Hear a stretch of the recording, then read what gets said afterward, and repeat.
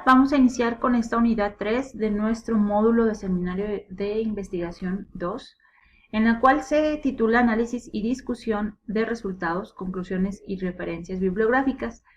Reitero que en este seminario estamos aterrizando todo lo que en anteriores seguramente se revisó y enfatizarlo específicamente a una cuestión de una tesis, de la elaboración de una tesis. Y iniciamos con toda la parte de la presentación de resultados como parte de las gráficas, esquemas y fotografías. Es importante que se defina por escrito el propósito comunicativo que se realiza en la exposición de estos resultados, ¿no? Estos aspectos, tanto la parte del objetivo como la justificación y el propósito, constituyen una guía para el diseño de la presentación y mantienen la unidad de un propósito. Evidentemente tenemos que identificar que nuestro propósito comunicativo va a ser pues, redactar, transmitir esa información que yo obtuve de una investigación, ¿vale? Bueno, pues como ejemplo, en un propósito comunicativo se argumenta en favor de la evaluación formativa abierta en el campo editorial, la diversidad, géneros textuales en revistas, la necesidad de aplicar instrumentos de evaluación desde la textualidad y la pertinencia de capacitar en escribir para publicar, ¿no? Prácticamente vemos que en un propósito comunicativo se lleva una cierta subjetividad en lo que yo quiero comunicar, en lo que yo quiero que ustedes identifiquen, que yo quiero que ustedes valoren. Está el objetivo, que es exponer o explicar e informar el proceso de investigación, enfatizar en la metodología, los resultados, la discusión, las conclusiones, toda esa parte como objetivo, ¿vale? También en la presentación de resultados como gráficas, esquemas y fotografías, es importante mencionar estos resultados y la discusión, donde se presenta la síntesis de los resultados y los aspectos más relevantes encontrados durante el proceso investigativo, los cuales, pues bueno, van a explicar y discutir qué significan esos hallazgos. Esto es lo que se muestra prácticamente en unos resultados y discusión, que también lo retomaremos en futuro. En cuanto a la presentación de los resultados, como gráficas y esquemas, algunos trabajos, sobre todo en aquellos que utilizan datos estadísticos para apoyar esta información, deben de contener estas esquemas gráficas, y estos apoyos visuales van a permitir lograr una mejor comprensión de la temática, y aún así que no sea cuantitativa nuestra investigación y que utilice datos estadísticos. También muchas veces por la parte descriptiva o documental necesitamos apoyarnos de estas ilustraciones, y que también en su momento se colocan en un índice.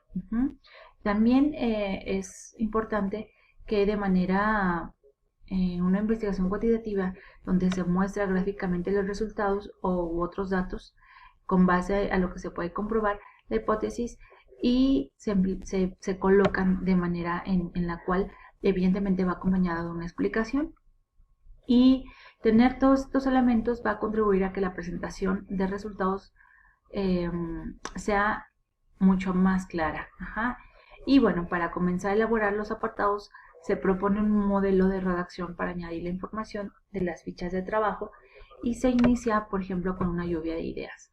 Aquí estamos dando ejemplos de cómo se muestran los datos cuantitativos o cualitativos y mixtos, y que es importante revisar la coherencia entre la información que trabajas en el capítulo de los instrumentos a emplear.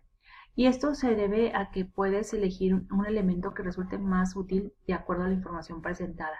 Puedes utilizar tablas para ordenar la información, si es que la tienes de manera cuantitativa, o bien puedes hacer uso de imágenes para mostrar las partes que componen un elemento, o incluso en el área forense, evidentemente a veces nos apoyamos de fotografías reales en las que tenemos que ponernos a referencia o de dónde es obtenida, y ponemos ciertas identificaciones que puedan mostrar lo que yo estoy explicando en mi tesis. Los datos también que se pueden implementar en la parte de los resultados como demostración de la parte ilustrativa. Es importante que tú menciones los elementos que vas a utilizar dentro del desarrollo de la redacción del capítulo y debes incluir una explicación, interpretación y análisis, lo que les comentaba. Vas a poner una imagen, una tabla seguramente, pero tienes que poner la explicación de dicho contenido. No solamente es poner la tabla y ya, sino que pones incluso como bien lo muestro en el ejemplo, la tabla, y en este caso dice, muchas sales químicas saben saladas. Véase tabla 6.3, los sabores amargos, etcétera, etcétera. Y es como tenemos que manifestarlos. También hay referencia en gráficas, en donde hay elementos que aparecen, en donde tú lo tienes que ir explicando. Por ejemplo, aquí la referencia que hagas debe llevar los elementos tal y como aparece en la bibliografía de tu trabajo. Y evidentemente no vamos a olvidar las gráficas, las tablas, esquemas y cuadros, que también son importantes para el desarrollo de la investigación. Ajá. Y les pongo los atributos del enfoque cuantitativo, cualitativo y mixto, que ustedes ya tendrán la oportunidad de desarrollar en su trabajo, en su proyecto.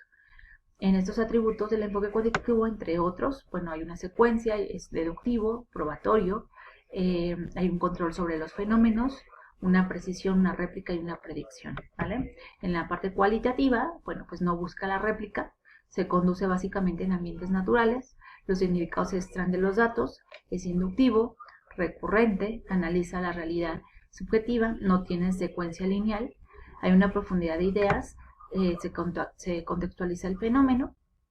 Y vienen los mixtos, pues bueno, los diseños mixtos van a lograr obtener una mayor variedad de las perspectivas del problema. El enfoque mixto es el mejor para poder hacerlo en cuanto a relacionar ciertos métodos de investigación, combinar métodos. Aumentamos no solo la posibilidad de ampliar las dimensiones de nuestro proyecto de investigación, sino que también el entendimiento es mayor y más rápido.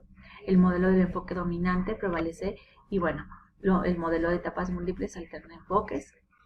Y también es importante mencionar que hay conclusiones, sugerencias para estudios futuros, en donde las conclusiones van a ser todos elementos propuestos en la investigación, tienen como propósito obtener unos resultados y que dan cuenta de la formulación de la pregunta, tanto sus objetivos y la comprobación de las hipótesis. Va a permitir la interpretación de esos resultados y se redactan en forma de enunciados partiendo de los objetivos y de las hipótesis, ¿no? Las conclusiones también del trabajo investigativo no implica que el proceso haya finalizado o se concluyó. Pueden permitir algunas líneas abiertas o adicionales para continuar el estudio. Y también hay que tener en cuenta que no es hacer suposiciones ni conjeturas y hallazgos de los resultados que no se identificaron o de la bibliografía. También debes saber que aunque no parezca, es uno de los capítulos más importantes, porque de ahí pueden surgir comentarios finales acerca del trabajo. Es el cierre de tu lector espera para terminar de entender tu investigación. Y este apartado de la tesis es aquel donde el investigador va a condensar aquellas sugerencias que se originaron durante el proceso de realización del estudio. Y dichas sugerencias tienen que ver con dichos aspectos relacionados o no con la temática investigada. También con el fin de que las recomendaciones de la tesis sean un punto de interés y con validez académica, te sugerimos redactarlas teniendo en cuenta la siguiente clasificación. Ajá. Bueno, evidentemente constituyen un ítem que va de la mano con las conclusiones de la investigación. En algunos casos las conclusiones y recomendaciones se redactan sin hacer distinción una de la otra. Estas se deben ser factibles para llevarlas a la práctica y contar con los recursos adecuados. Pueden elaborarse un plan de acción que indique las líneas de trabajo a continuar en la investigación. Y hay tres enfoques. El punto de vista metodológico, que van a ser unas recomendaciones que pues dejan abierta la posibilidad de que estos estudios posteriores se aborde el tema, o también se aplica la metodología empleada en el estudio de investigación de otros temas e incluso de otras áreas de conocimiento. También el punto de vista académico, que es importante que al finalizar el estudio se deje una invitación a la universidad, facultad, programa académico, compañeros, colegas, y pues evidentemente dejar la importancia de seguir investigando sobre el tema. Además, dependiendo de la investigación realizada, pueden quedar recomendaciones de mejora en el ámbito académico Y por último, recomendaciones prácticas, que es en caso de que un estudio sea aplicado a alguna organización, sector o económico, es importante siempre incluir en las recomendaciones una o varias propuestas enfocadas. Adicional a lo anterior, este punto puede ser de una extensión aproximada de una página o más, de manera que cada párrafo escrito sea dirigido a un actor en específico, y resulta relevante no extenderse, pues es un componente adicional de una tesis. Y también resaltar que en algunos casos no se incluyen las 3 categorías de recomendaciones, puedes mencionar alguna de ellas. En la referencia bibliográfica va a ser todo el conjunto de elementos suficientemente detallados que van a permitir la identificación de la fuente de la cual tú extrajiste la información. Incluyen elementos esenciales y complementarios. Los esenciales son aquellos sin los cuales no se hubiera podido identificar un documento como autor, título y pie de imprenta. Los elementos complementarios son datos útiles que se agregan a los esenciales. Por ejemplo, números de páginas, nombre del traductor, prolegista, colección de serie, etc. Aquí les muestro los diferentes tipos de directrices de las referencias bibliográficas. Documentos impresos. Les dejo específicamente la imagen, pero también en su bibliografía van a encontrar estas imágenes para que las amplíen y puedan tener un ejemplo más detallado. También las publicaciones periódicas, cómo se llegan a referenciar. Les dejo de igual manera la especificación del contenido de las publicaciones periódicas, lo que tiene que contener y su ejemplo. Los documentos electrónicos, de igual forma, cómo llega a ser ese documento electrónico, a qué le podemos adjudicar que es un documento electrónico y evidentemente su ejemplo. Y bueno, cómo organizar la lista de referencias. Se va a alfabetizar letra por letra y palabra por palabra. Por ejemplo, Corral procede a Corrales, ¿no? Si hay más de una referencia de un mismo autor, se pone en orden cronológico de la más antigua a la más reciente. Aquí les pongo los tips y referencias específicos que tienen que tomar en cuenta para la organización de las referencias. Y el ejemplo de una lista de referencias siguiendo las directrices de marca, como lo marca la Asociación de Psicología Americana. Y también en la bibliografía, en el tema número 1, si no me equivoco, en la unidad 1, en el tema 1, les dejo un formato en Word donde pueden ir, prácticamente es un esqueleto para que lo puedan ir llevando a cabo. Muchas gracias.